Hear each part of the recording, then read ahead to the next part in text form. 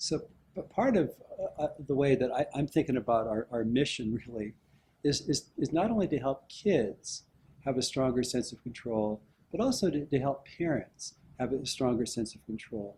And part of that is that we keep coming back to the serenity prayer. Let me know the wisdom, have the wisdom to know the difference between stuff I control and stuff I can't. And I think that because we really can't control our kids, that shouldn't be our primary goal as parents. On the other hand, we have a lot of, we can, in many ways, control the decisions we make and the way we act. And I think that we do have leverage. There's things that we can responsibly do. If our kids want to do something that we don't think is a great idea, and we know we really can't stop them without locking them in a room, then we can say, that I can't stop you from going. You might just sneak out. But I'm not going to drive you. If you're going to go, you're going to have to find another ride because I can't support it myself. Or there's certain things that with sleep. I mean, we see in this area, I think that virtually every kid over 13 is chronically sleep deprived, and that it's rarely effective, especially for kids who don't want to go to bed earlier, to try to nag them or cajole them into going to sleep earlier. And we think about where do we really as parents have leverage?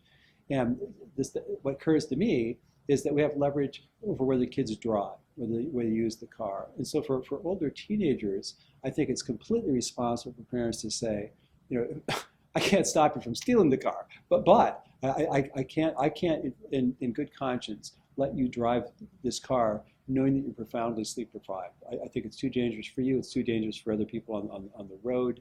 And I think also with various things that we have control over, whether we're whether to spend the money on kids going to college. But for most teenagers, the driving part is the one thing where we really have some leverage. And it's not that we want to use, you have to do everything I expect you to do before you drive, or everything I think is right for you. But there are things that as parents we just don't feel right about, that we say, I can't support this. If you want to drive, I got to see this and that. I do worry a little about parents thinking, oh, that's the tool for me. So, you didn't eat your vegetables, you don't get to drive, or, that outfit is unacceptable, so we're taking the car keys away. Right. But what I liked about what you said is that that's sort of playing more of a consultative role rather than a manager. I'm dictating everything that you do, in that it's expressing a concern that what I see is a kid who's been working really hard on grades in school and everything else is important, but because you're so darn tired, I'm really worried for your safety. And for you to go out to a party, way late at night on a Saturday night, knowing how little sleep you've gotten all week, that puts you in a place of peril that I just can't support. Now, if you want to go to the party, I don't approve of it, and you find another way to get there, you use your money and get a taxi, so on and so forth. I think it's more, again, to your point, it's a more respectful role, a more respectful posture, and also trying to help kids really then ideally reflect on what's a good decision, what's a bad decision, as opposed to we don't agree over the shirt that I'm wearing. Right.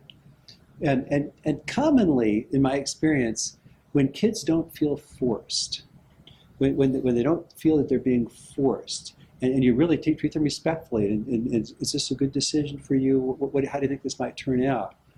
They're strikingly insightful. They're more cautious, they're more careful than they normally are. Yeah.